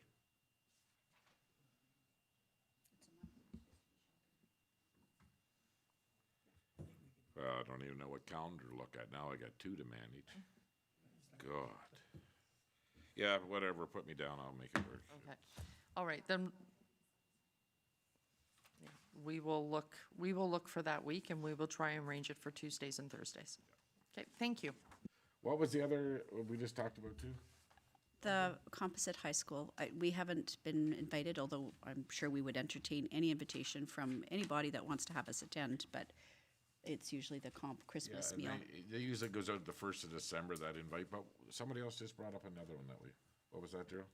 Councillor Lepko? Yeah, typically in December, late November, we do food bank pickups. Oh, yeah, so when that request comes in, Leslie, if you could let us know as quickly as possible, so we can get those dates out, and, because people have to take time off work and stuff for the food bank, so that would be awesome. Okay. Who's doing bylaw? That would be me. All right.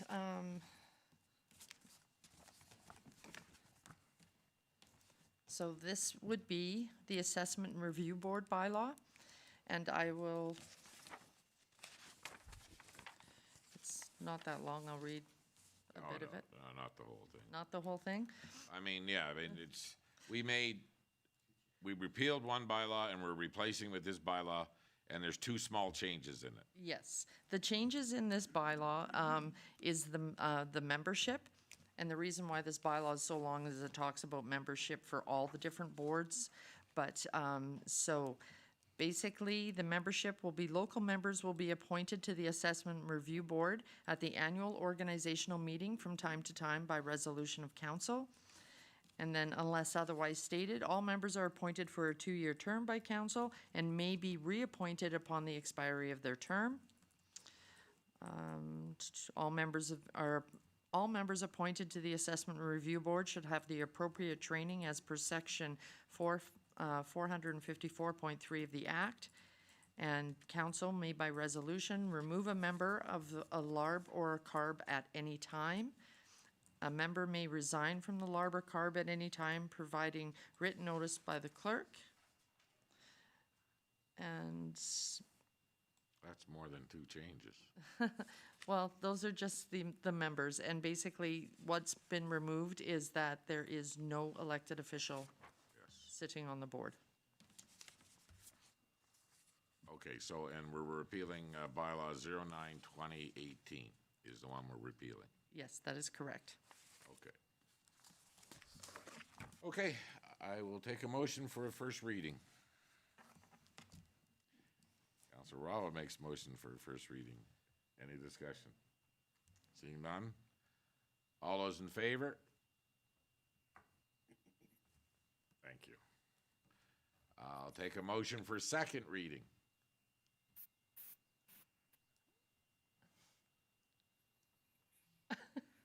Councilor Jagalik. Sure. Thank you. All those in favor? I'll need a motion for unanimous consent. Councilor Rudick, replacing another councilor, used to make that every time. All those in favor? Carried. And a motion for third and final reading. Councilor Brojak makes that one. All in favor? Carried.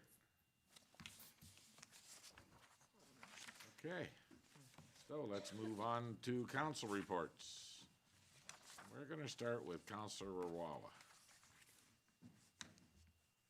Thank you, Your Worship. So for this council report, on November 4th, we had our legislative committee meeting. On November 4th, we also had council training at the fire hall. I don't know the exact name of it, but it was the one to do with like FOIP documents and stuff. On November 6th, we had council training as well. That had to do with how response to emergencies. It was a quite interesting training. Thank you to Councillor Brodziak who helped rush that one through, so we got out of there faster. And then November 7th, I was at the Veterans Luncheon at the Legion. And then today I had my first committee meeting with the ad hoc committee, or transportation committee. I think you missed one. Tonight's council meeting. Oh, and tonight's council meeting, I'm sorry. Well, that's good. You got some training in. And it was nice to see you at the Veterans Lunch. And nice to see you mingling. And it was one of the biggest attendance that they've had since I've been going to those things. It was done well. Okay. We're going to move on to Councillor Brojak. Thank you, Your Worship. I have a very short report. On November 6th, I also attended the basic emergency management training, and our agenda was going to be from 9 o'clock until 4:30 p.m., and I think we ended at 11:30 a.m. because we didn't need all those coffee breaks. So we just kept going on and on. So thanks for mentioning that, Councillor Roawa. And tonight's council meeting on November 10th. I was away for 1 week. Again, I go to see my grandchildren, so I make that a priority for 1 week of the year, 1 week in the fall.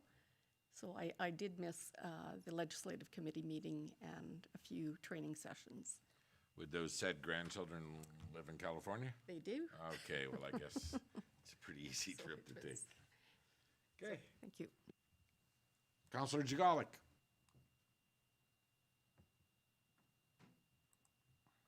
Hello.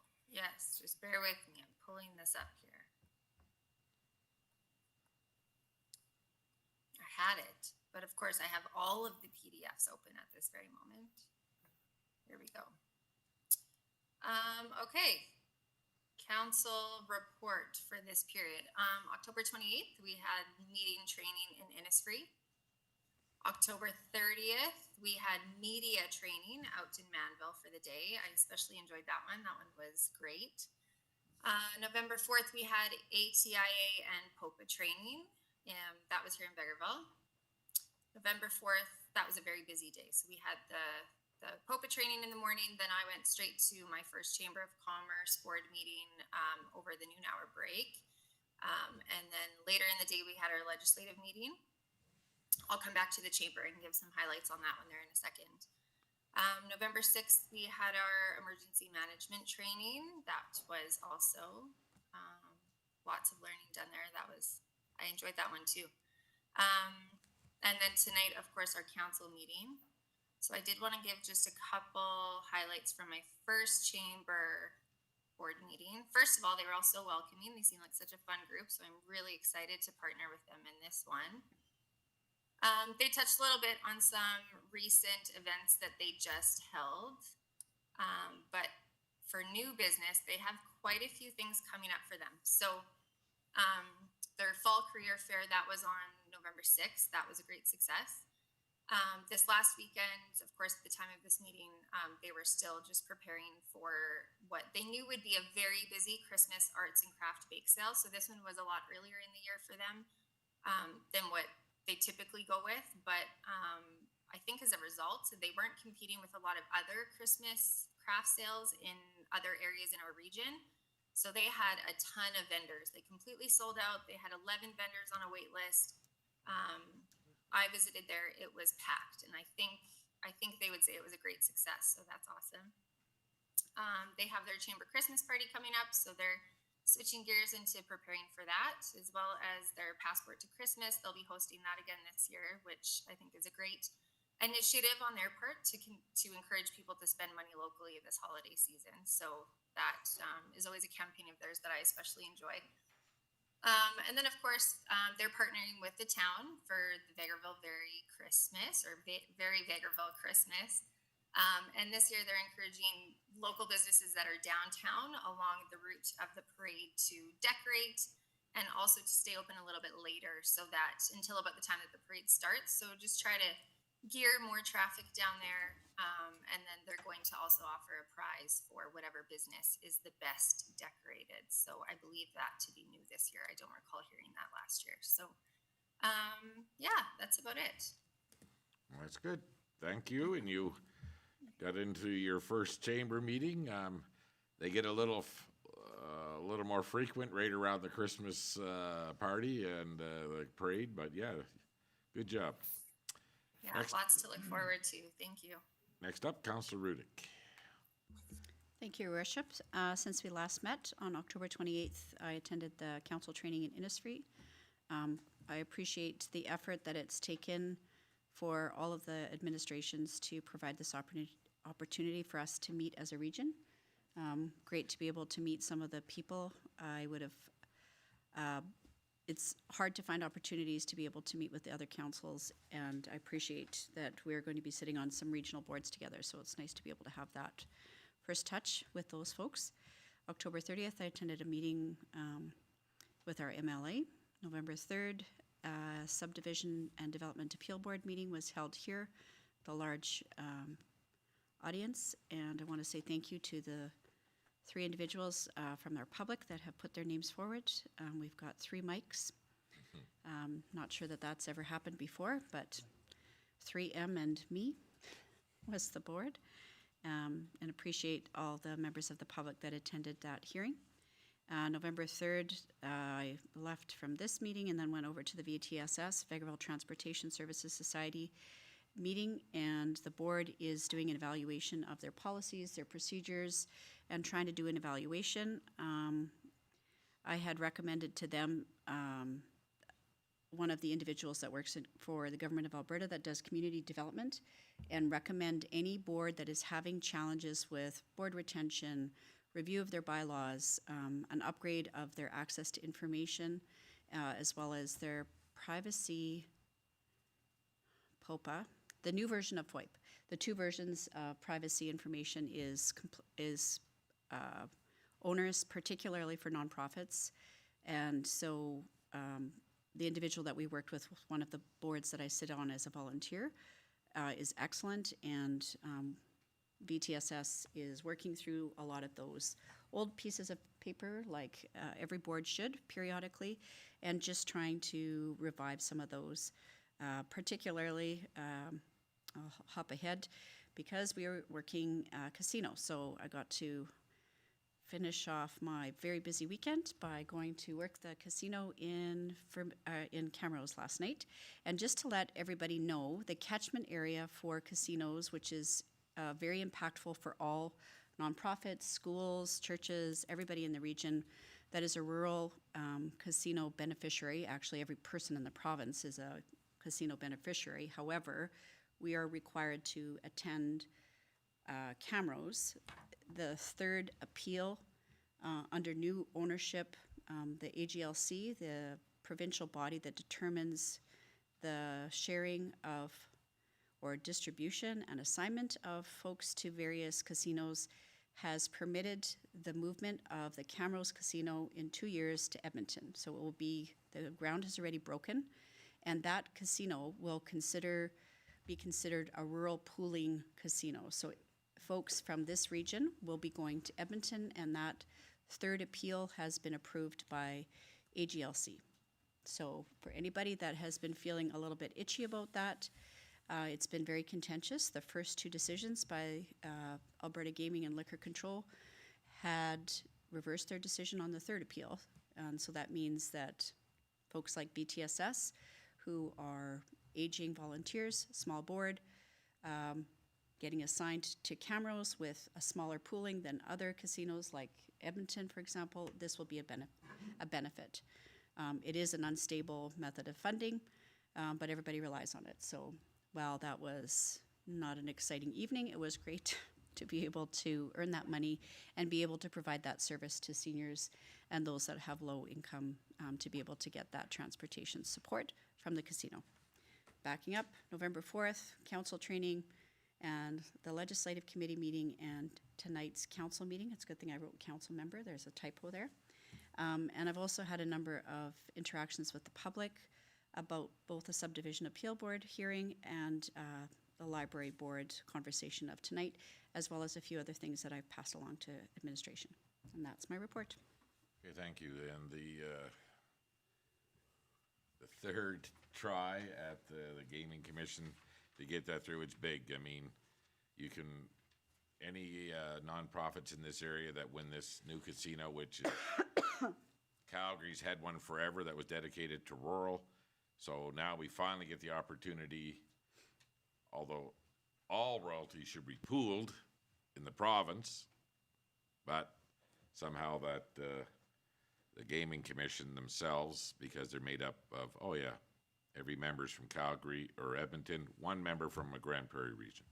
Anyway, it's nice to see that they overturned their previous decision, so most nonprofits can probably recognize another $20,000 a night once this gets up and rolling, compared to what they were making in Camrose. But we will not have the opportunity like nonprofits in Edmonton saying they can have 3 casino nights a year. With this one being dedicated to the rural in this area, it'll probably be one every 15 months. Yeah.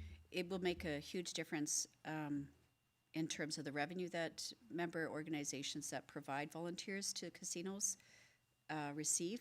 The only thing is that it will require about 18 workers, which will be a very onerous task for nonprofits. So again, those conversations about who's viable, who's sustainable, and all of that kind of logistics will be important for people to consider, but it will revive a lot of nonprofits.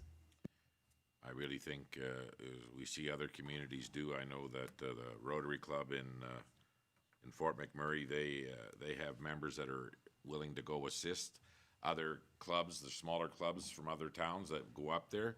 They have Rotary members that are already in line. They'll go and work, and they get a percentage of the take, so these other smaller clubs don't miss. And I'd like to see us set something like that up here in town, that we have a volunteer casino pool.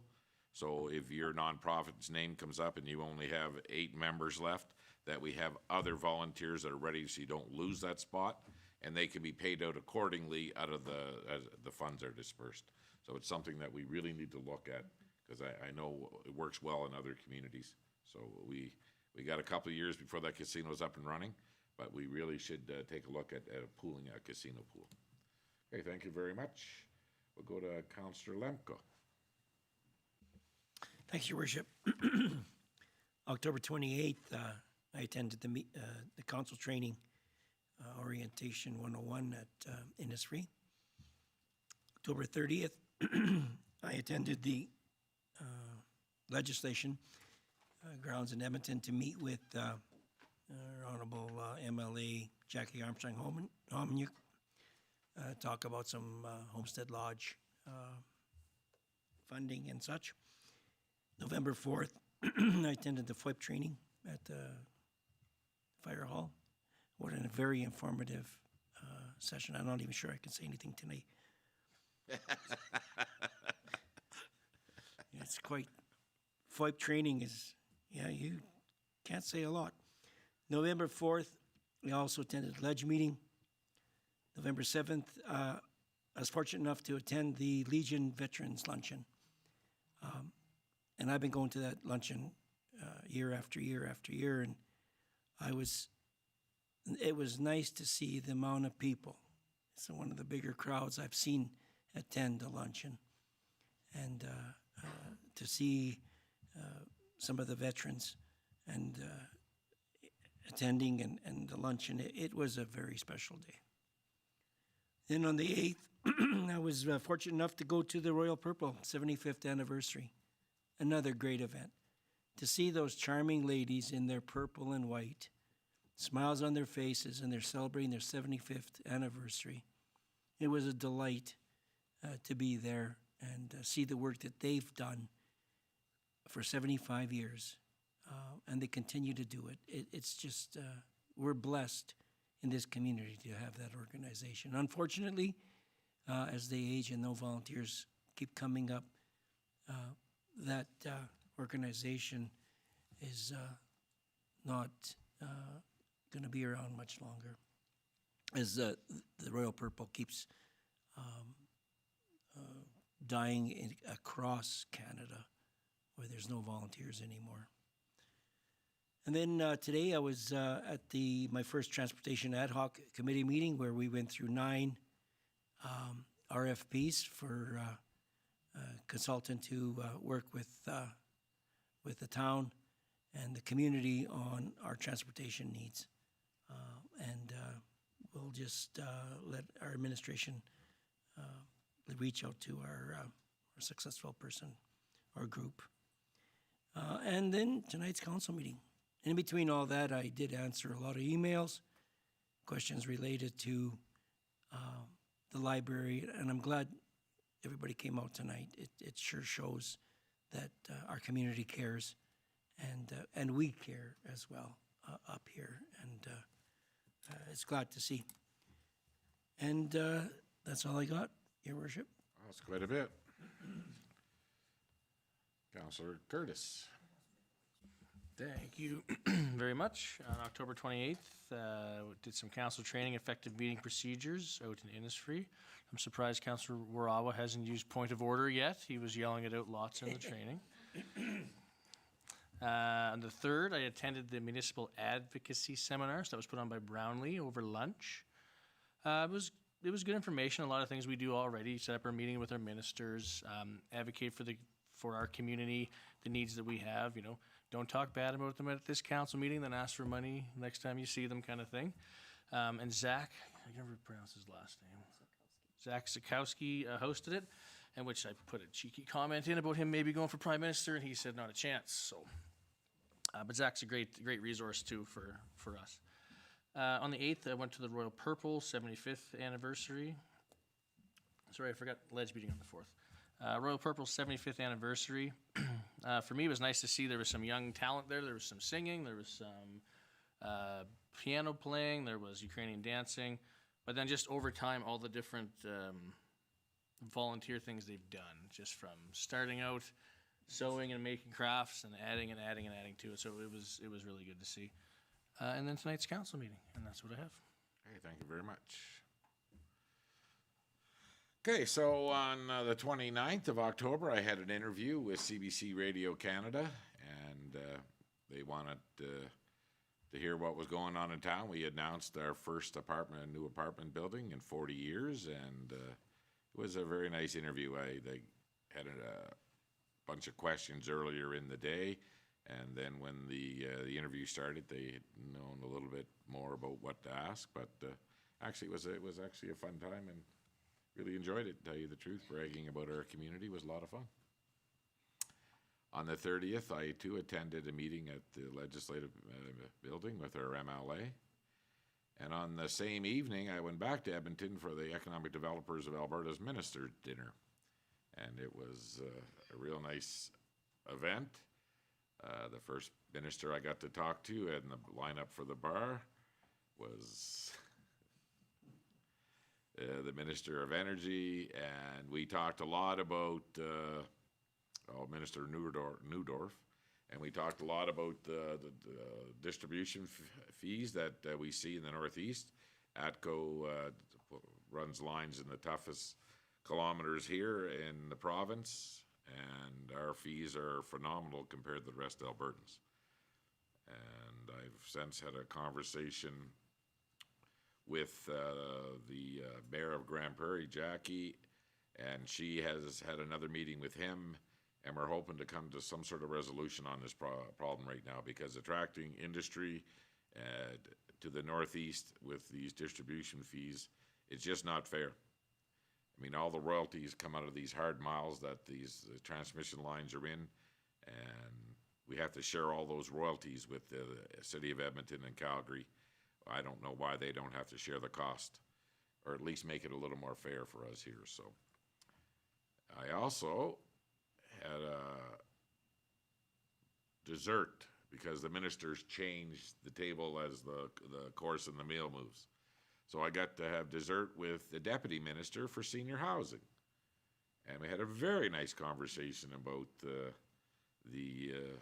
new build that we're looking at here, and I made sure he understood we have the oldest lodge in the province, and he said yes, but it's one of the nicest. And I said, you haven't been there for a while, that's for sure.